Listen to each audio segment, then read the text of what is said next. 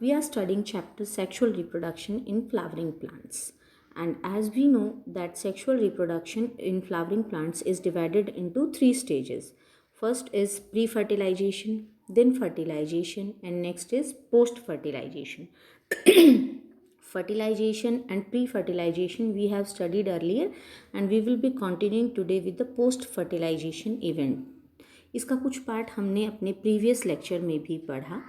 देखिए बेटा, जो पोस्ट फर्टिलाइजेशन इवेंट्स हैं, यहाँ पर सबसे पहले क्या क्या कौन कौन से इवेंट्स होंगे इसमें? Endosperm formation will take place, then embryo will be developed, ovules will get matured and they will be converted into seeds, and ovary will get converted into fruits. All these events all together are known as post fertilization events. First of all, what is endosperm? हमने double fertilization पढ़ा। All of you remember that what is double fertilization? हमने क्या पढ़ा था कि one of the male gamete, जो tube है, pollen tube, वो टू मेल गैमेट्स लेकर आ रही है। एक मेल गैमेट फ्यूज़ हो जाता है एग सेल के साथ, और जो दूसरा मेल गैमेट है that move towards the two polar nuclei. याद है टू पोलर न्यूक्लियाई जो सेंटर में प्रेजेंट थे, उन टू पोलर न्यूक्लियाइज के साथ दूसरा मेल गैमेट फ्यूज़ हो जाता है, और फ्यूज़ होकर के फिर वो क्या बना देता है? Primary endosperm nucleus. All of you remember that is PEN। अब यहाँ पर जो प्राइमरी एंडोस्पर्म की सेल्स हैं वो डिवाइड हो जाएंगी, they will keep on dividing and they will form a triploid endospermic tissue. समझ आ गया एंडोस्पर्मिक टिश्यू क्या है या कहाँ से बना? कि ट्रिपल फ्यूजन के बाद में जो हमने double fertilization and triple fusion पढ़ा, वहाँ पर जो प्राइमरी एंडोस्पर्म न्यूक्लियस है किससे फॉर्म हुआ? वो जो पोलर न्यूक्लियाई का मेल गैमेट के साथ फ्यूजन होने से। अब उनकी सेल्स डिवाइड होंगी और वो क्या बना देंगी? एंडोस्पर्म। अगर हम एंडोस्पर्म की सेल्स की बात करें तो इस एंडोस्पर्मिक टिश्यू की जो सेल्स हैं they are largely filled with the reserve food material. Why is it so?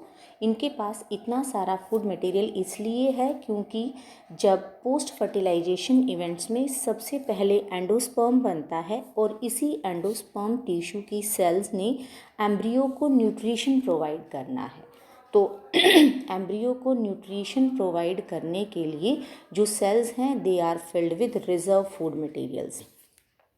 In the previous class, we studied about two types of endosperm development. One is free nuclear type. As we talked earlier कि अगर हम coconut water की बात करते हैं वहाँ पर क्या है? फ्री न्यूक्लियर एंडोस्पर्म है। जो न्यूक्लियस है that will keep on dividing without cellularisation. Cell wall, cell membrane form नहीं हो रही है और सिर्फ न्यूक्लियस डिवाइड कर रहा है। तो यहाँ पर इस तरह का जो डिवीजन एंडोस्पर्म फॉर्मेशन है that is called as free nuclear type, and second is cellular type. If the nucleus after the formation or after the division of the nucleus cell membranes are formed, then this type of endosperm development is called as cellular type.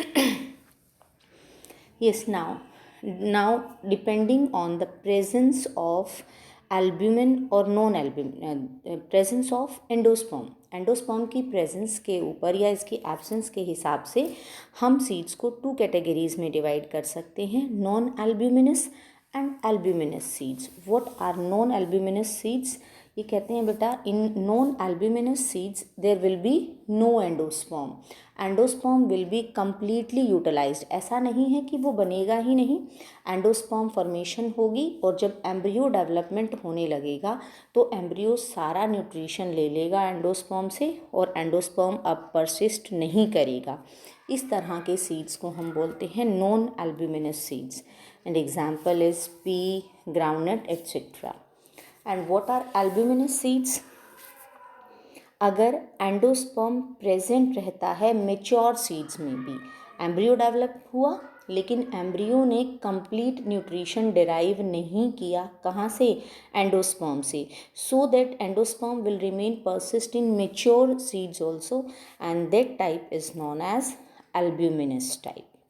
Now next topic is embryo. जैसा कि हमने पढ़ा post fertilization events they are divided into various steps. First step is endosperm development. Now second step is formation of embryo.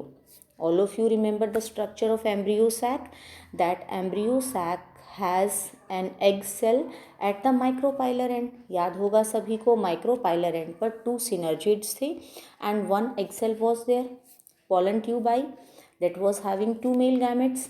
One of the male gamete got fused with the egg cell. egg cell और जो male gamete है fuse हुआ, वहाँ पर क्या हो गया, zygote formation हो गई.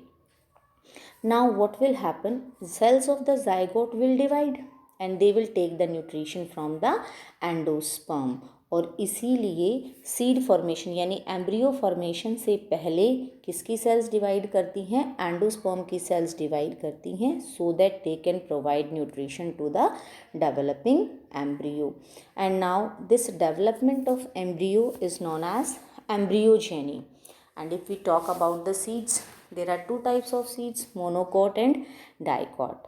If we talk about the structure of monocots and dicots seeds, they are quite different. But if we talk about the stages of embryogeny, अगर हम formation of embryo की बात करते हैं in monocots and dicots, तो जो formation of embryo है, जो stages हैं, they are similar to each other. Structure different है, but the stages of development of embryo is similar in both monocots and dicots.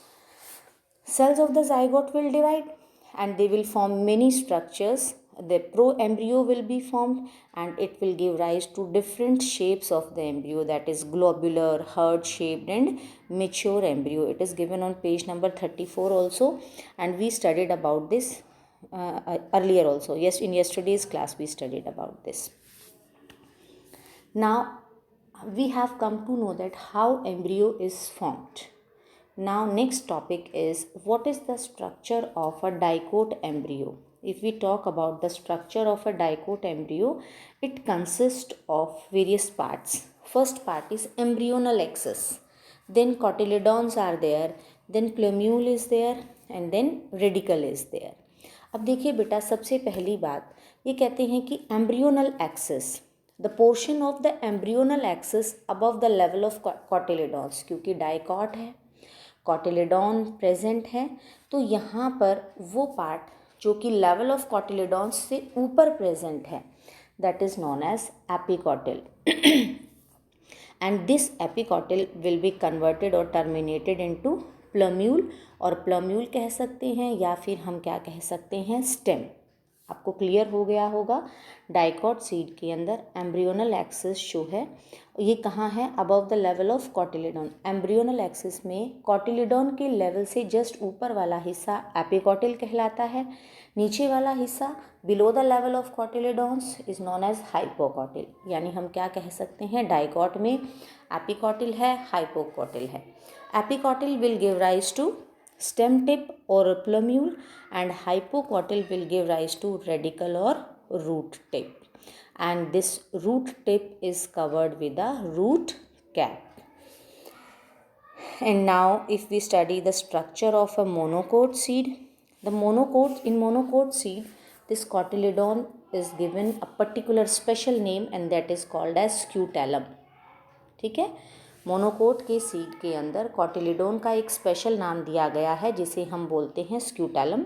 और ये जो स्क्यूटेलम है ये एम्ब्रियोनल एक्सिस के वन साइड में प्रेजेंट होता है. ठीक है, it is present on the one side of the embryonal axis and this embryonal axis has radicle and root cap. Means क्या होगा बेटा, स्क्यूटेलम होगा. स्क्यूटेलम के पास एक तरफ कोलियोराइजा होगा और एक तरफ कोलियोप्टाइल होगा. कोलियोराइजा यहाँ पर आप रिमेंबर करने के लिए, rhiza means R for rhiza, R for radicle and root cap. Means this coleorhiza, it will give rise to the roots. And the next one is coleoptile. This coleoptile will have leaf primordia and it will have stem like, it will give rise to the shoot apex. shoot apex बनेगी और इससे क्या बनेगा, फिर shoot apex के साथ ही plumule से जो स्ट्रक्चर रिलेटेड है वो फॉर्म होगा. Thank you.